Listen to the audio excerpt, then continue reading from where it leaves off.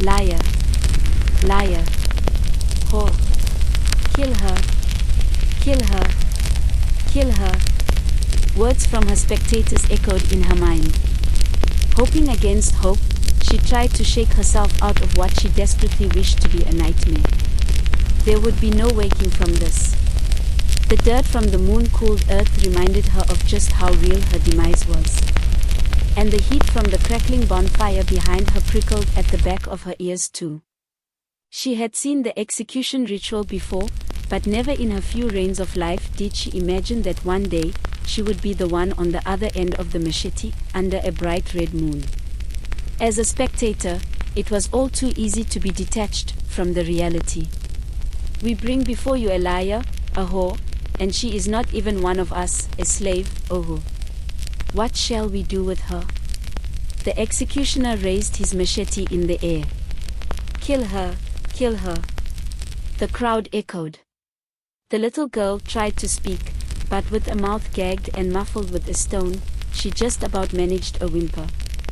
She wore her desperation in her eyes, but no one cared to read them, not anyone she could see anyway. In this moment, she wanted to be anywhere but here, but who wouldn't? The executioner proceeded to rip off her worn threading dress for the entire village to see her frail naked frame. Whore. A man screamed from the crowd before throwing a rock that connected with her forehead. At this point, she was too defeated to fight. Her body was weak, her spirit broken. Her ears hushed itself shut with a buzzing sound and her vision blurred to complete obscurity. The executioner read the charges against her, for the very first time that night. Before he could finish, the crowd cheered even harder for her head. Then as he was about to swing, she raised her head for one last glance. In that moment she experienced a glimpse of clarity, the manifestation of a memory. At first she could only see the hate-filled eyes and hear the bloodthirsty screams. Then a strange silence greeted her ears, and rather than looking at them, she was looking past them.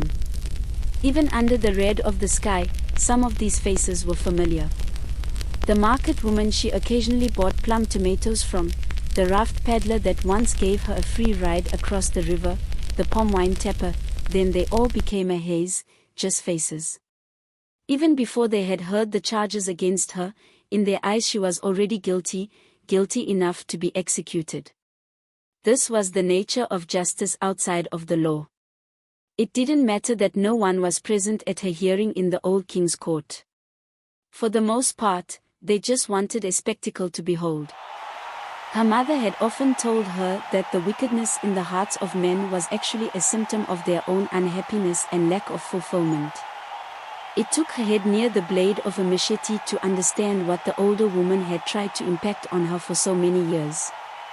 The crowd did not care who she was, what she had done, or if she deserved to die for it. They just wanted a break from their own unbearable lives, and if it took her execution to make them feel better off than someone else, then that was exactly what they were going to cheer forth. Before the machete came down, she connected with one little boy in the crowd. He was the only one that seemed to be in shock about the entire drama unfolding before him. When he caught her looking at him, he buried his head. She wondered what he felt: fear, weakness, shame. Were they more of him, lost in the madness, too scared to speak up? What did it matter? Before she could conjure up another thought, she ceased to be. Just like that, with the thud of her head, it was all over. The cheers, the whistling, the finger-pointing, the maniacal laughter, all of it. With the swing of a machete, the village executioner sliced the little girl's head clean off her shoulders before an onlooking crowd of overly excited villagers.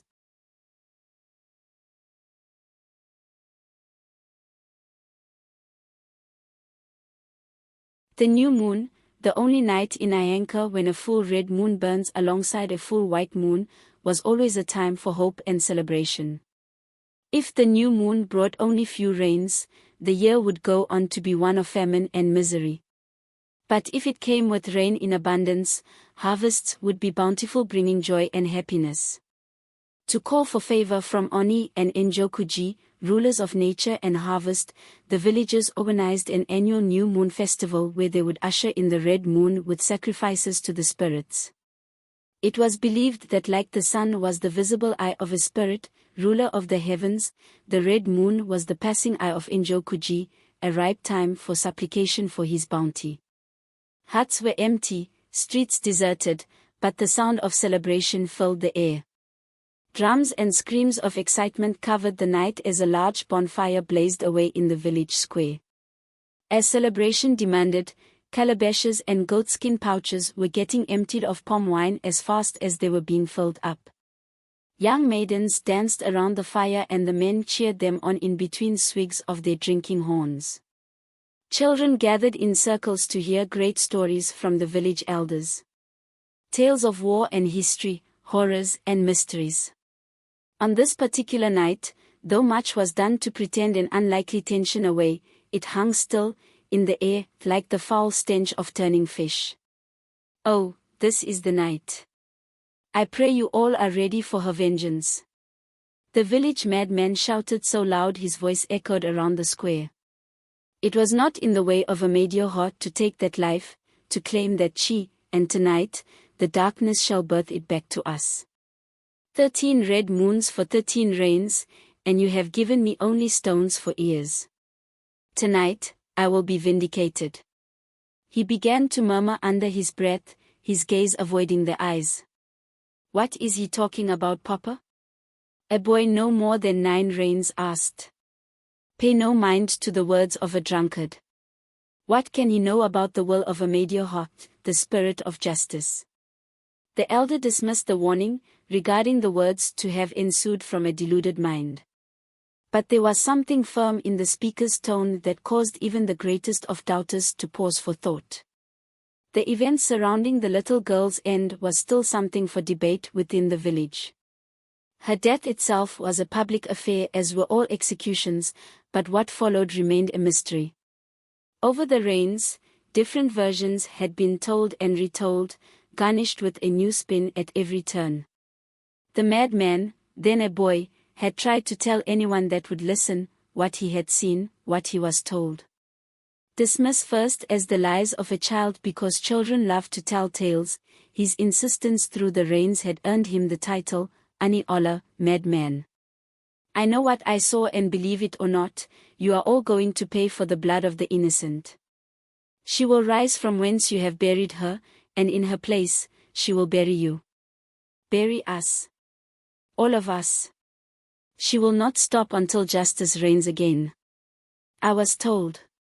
As outlandish as his claims were, the madman had been peddling the same story since the incident, 13 rains ago.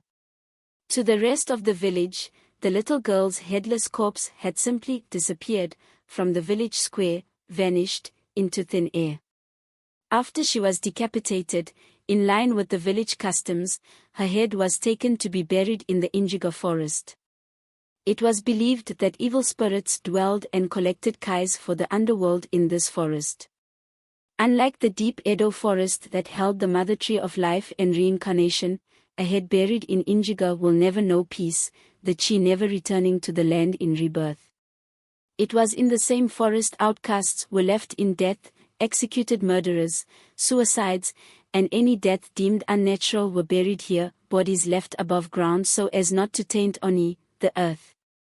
On the night of her execution, while the responsible priest took her head towards the forest for the binding rites of her chi to be performed, the villagers continued to drink and dance away under the red new moon.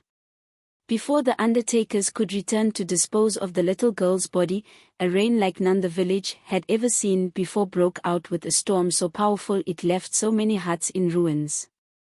When the calm returned, the village square was as it was, but the little girl's body was nowhere to be found. Since then, all sorts of stories and myths floated around as to how the body came to leave the square when she was clearly dead.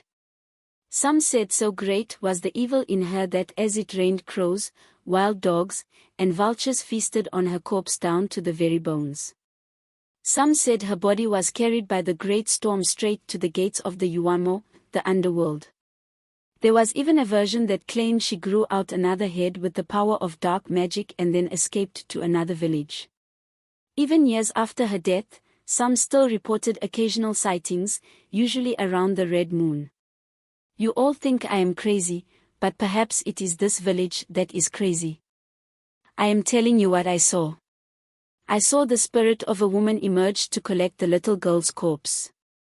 She appeared burned like she too had been killed in an execution, maybe even on a new moon too. On her wrists, I saw marks left by the ropes she had been bound with. He motioned to his own wrists. You weren't even born when this village saw its last burning. An old man shouted.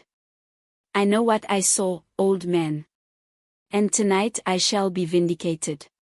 Children, just pray to Amadioha that it isn't one of you she comes for. Oh yes, she is coming.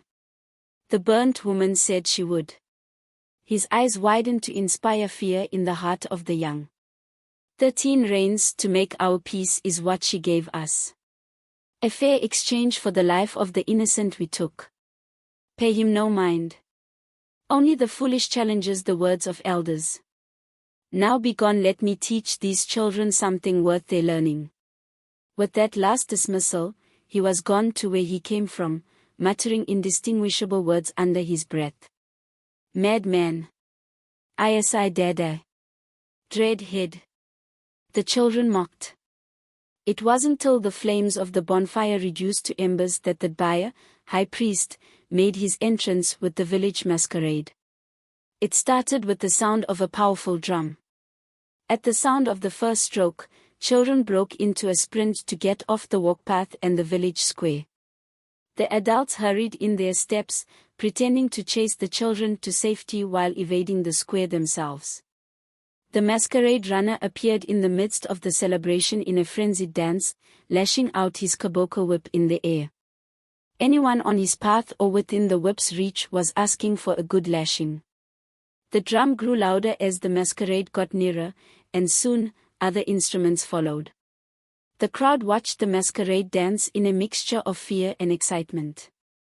Children were led to believe a masquerade was a creature in its own right, possessing all sorts of powers, the most frightening being the ability to capture the spirit of whoever looked into their eyes. To avoid this, most of the children refused to look at the masquerades directly, often bowing their heads in their presence to avert a gaze. For the adults, the masked figures weren't more than costumed dancers carrying out a traditional ritual. They waited in anticipation for the Baya's prophecies for the coming rain. On this occasion, he spoke of abundant rain, but he also warned of an approaching darkness in the vaguest of terms. The sky will give birth to triplets of rain, we are favored as we have been favored. He paused to study the cowries he had scattered on the floor, but there is something else, a shadow behind the moon. It didn't matter that he gave the same reading almost every new moon, and that he had been wrong more than a few times. It was believed that he held the keys to the spirit world where he journeyed to see what remained unseen to mortal eyes. It wasn't until he had left with the masquerade band that the king and his queen graced the square for the annual royal parade. As custom demanded, the king was escorted by the entirety of his guards, which also formed the largest faction of the village army. After they halted from their march, he ushered the queen to deliver the annual speech. She was a people's favorite, soft-spoken, beautiful and elegant. For the occasion, she wore a green patterned wrapper cloth tied over her chest, intricately beaded earrings, a large headscarf, and elephant tusks for bracelets, to show that she was a titled woman. She spoke sweetly of the village's accomplishments in the past year, praised the high priest and army general, and just before she left, she announced one last thing: a seer has foretold of the coming of a prince. The news was greeted with cheer and excitement. The king smiled quietly behind the scene, and with a slight nod, he dismissed the parade. It was only after the king turned his back on the crowd that the drinking and dancing could continue. In the spirit of more palm wine and louder drums, even the fear that lingered before seemed to have faded. But eventually, the drummers tired and the barrels were empty. By the end of the celebration, the square was deserted save a few sleeping drunkards too weak to find their way home. Silence finally befell the village, and not long after, sleep followed. The fisherman slept hugging his drinking horn inside his canoe on the shores of the water by the edge of the village. He lived only a few paces away, but had a habit of sleeping in his anchored boat for the rocking sensation the water brought. Somewhere between the unconscious state of sleep and conscious state of wakefulness, he found himself trapped in something like a dream but vividly different. There were no words to speak of his demise. A chill, a shadow, the ripping of flesh, pain, the stripping of bones. A demise so painful he wouldn't wish it on the worst of his enemies. He was right, the madman was right. The town crier banged on his ojin gong, shuffling through every street in the village. On the village's shore, the lifeless body of a fisherman lay in a pool of his own blood. It rested in the boat, slumped and missing a head with what looked like teeth marks around what was left of the neck. Scratches etched deep into the wooden boat and bloodied fingertips told a story of a struggle most couldn't even begin to imagine. Whatever took him in this manner was neither beast nor man. It was something else. Something dark. His surviving twin sons, fearful of a curse, refused to even touch his body without a priest. I guess gold even in the hands of a fool still glitters. The madman was sure to have his last word.